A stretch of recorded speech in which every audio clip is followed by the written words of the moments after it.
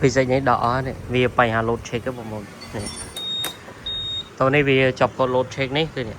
check នេះកន្លែងនេះ load check ហើយលុបអត់ដាច់ទេហើយ check ដែលវា load ហ្នឹងវា load កូដ29.1 29.1វាពាក់ព័ន្ធជាមួយនឹង valve ការ៉ង់ទីនេះអានេះ sensor មិន sensor វាហៅថា valve ការ៉ង់ទីអាក្រោមនេះបានហៅថា sensor នេះអាក្រោមនេះ sensor gear ហើយនេះហៅ valve ការ៉ង់ទីនេះកន្លែងនេះវាមាន4ខ្សែណា valve ការ៉ង់ទីហ្នឹងនេះ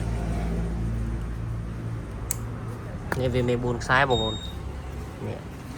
ខ្សែវាទេហើយបញ្ហាដែលលុបកូដអត់ដាច់បញ្ហាដែលលុបកូដអត់ដាច់វាយើងទៅមើលខ្សែវាcho nênថា4ខ្សែហ្នឹងមកម៉ាញ់អូតូនេះមកកន្លែងប្រអប់វិជា FI ហ្នឹងវាមានដាច់អត់អញ្ចឹងខ្ញុំត្រូវវាស់វាពីហ្នឹងមកទៅនោះបើសិនជា4ខ្សែហ្នឹងអត់ដាច់គឺបញ្ហា sensor 100% ឬក៏វាមានបញ្ហាម៉ាញ់អូតូតែមុននឹងយើងដល់ម៉ាញ់អូតូតើយើងមើលខ្សែអេមសិនcho nênថា4ខ្សែហ្នឹងវានៅល្អទាំងអត់បើសិនជាវានៅចម្លងនៅអីគឺពាក់ព័ន្ធមួយ sensor ទី1ទី2គឺម៉ាញ់អូតូនេះខូចហើយមើលជាមួយខ្ញុំវាស់វាមើលនេះអានេះដូចម៉ាញ់អូតូវាហើយអានេះខ្ញុំដោះចេញមកវាឃើញកន្លែងដាច់បាត់ហើយបងប្អូននេះវាដាច់ខ្សែជើងទី4នេះហេ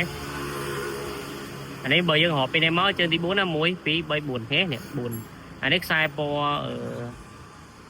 អានេះកាហ្វេក្នុងក្រហមនេះវានៅជាមួយនឹងវ៉ាល់ការ៉ង់ទីដែរនេះហេនេះខ្សែរបស់វាហេអញ្ចឹងពីអាហ្នឹងមកអានេះខ្ញុំវាស់មកវាអត់មានលឺទីទេមានថាយើងកាច់មកចរន្តកន្លែងខ្សែដាច់អញ្ចឹងវាអត់លឺទីទេតែអញ្ចឹងវាដាច់ហើយបញ្ហាខ្សែវាហើយបញ្ហាខ្សែយើងតវាឡើងវិញមក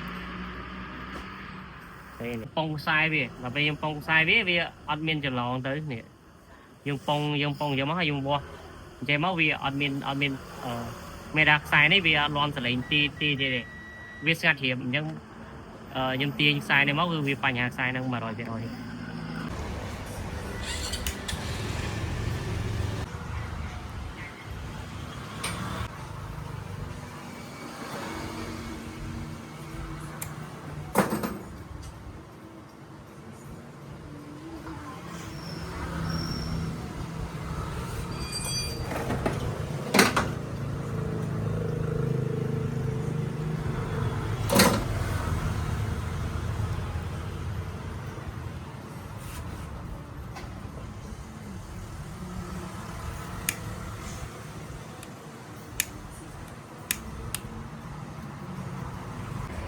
មក check វា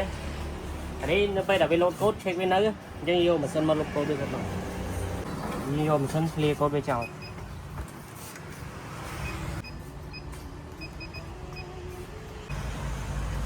check វាបាត់ហើយមកលុបហេបា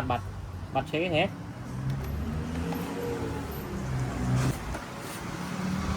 ហើយបាត់ check បាត់ទេអរខ្ញុំចង់ទៅស៊ុយđầu tiên là vì